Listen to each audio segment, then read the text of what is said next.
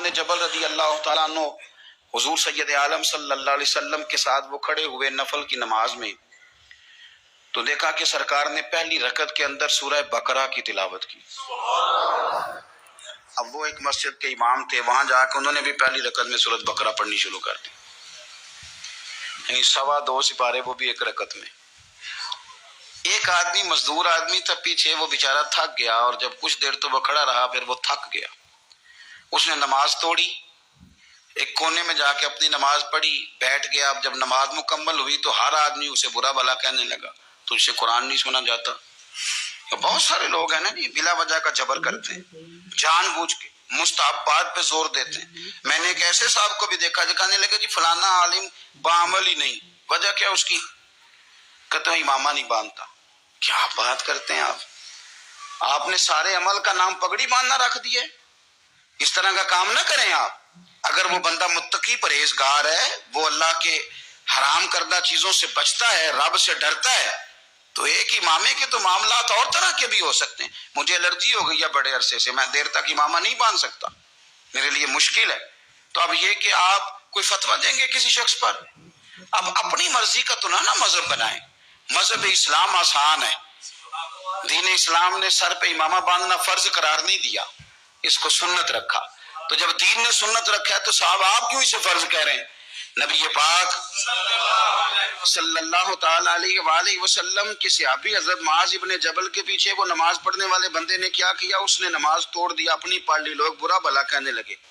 اب وہ شخص اکیلا تھا، پریشان ہو گیا، اب اس کے اندر تو کچھ اور تھا نہیں، تھکا ہوا تھا۔ اس نے کہا یار تم نے مجھے بہت تکلیف دی، میں اب حضور کی بارگاہ میں جاؤں گا۔ جا کے عرض کی یا رسول اللہ صلی اللہ علیہ وسلم، میں اونٹ چرانے والا آدمی ہوں، میں تھک جاتا ہوں، تکلیف میں ہوں۔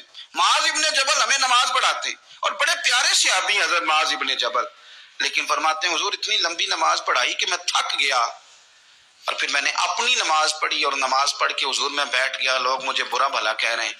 حضرت ابو مسعود انصاری رضی اللہ تعالیٰ عنہ فرماتے ہیں میں بھی اس جماعت میں شریک تھا، میں نے حضور کو اتنے غصے میں کبھی نہیں دیکھا۔ فرمایا بلاؤ نا معاذ ابن جبل کو۔ حضرت معاذ ابن جبل آئے تو حضور فرمان، یہ لفظ ہے حدیث کے، حضور فرمانے لگے کس نے اجازت دی اتنی لمبی نماز پڑھانے؟ کس نے تمہیں اجازت دی؟ فرمایا میں لوگوں کو دین کے قریب کرتا ہوں، تو دور کرتا ہے۔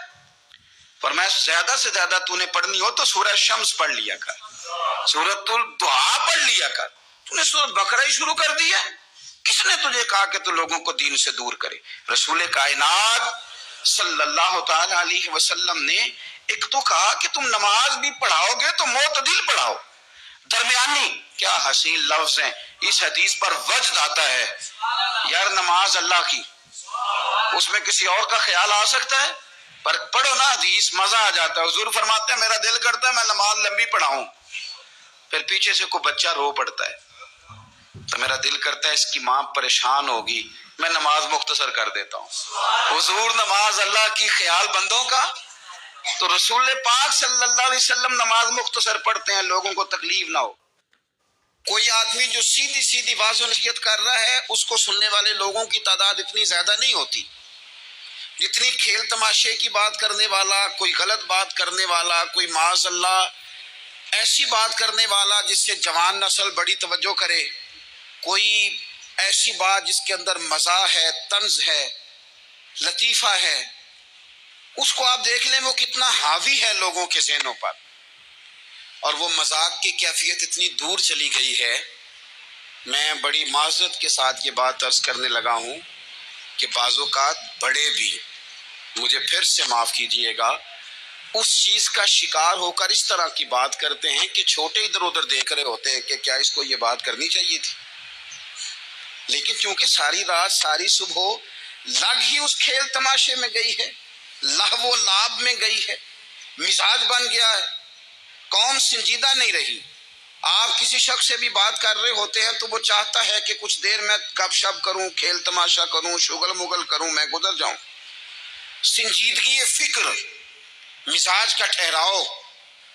اور درویشوں نے تو شکوہ کیا ہے کہ عمر بیت گئی، لوگوں کی عمر بیت گئی، ہڈیاں کمبن، گوڈے کھڑکن، اڑ گیا لک تیرا، اجے بھی گناہ تو باز نہ آویں، واہ واہ مرد دلیرا۔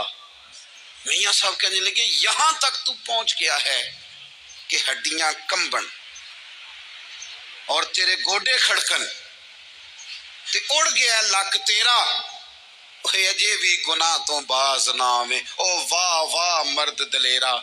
وہ تو اتنا دلیر ہو گیا کہ جب تجھے چاہیے تھا کہ اب ہی تیرے ہاتھ میں استغفار کی تسبیح آتی، اب ہی تجھے سجدے کا ذوق ہوتا،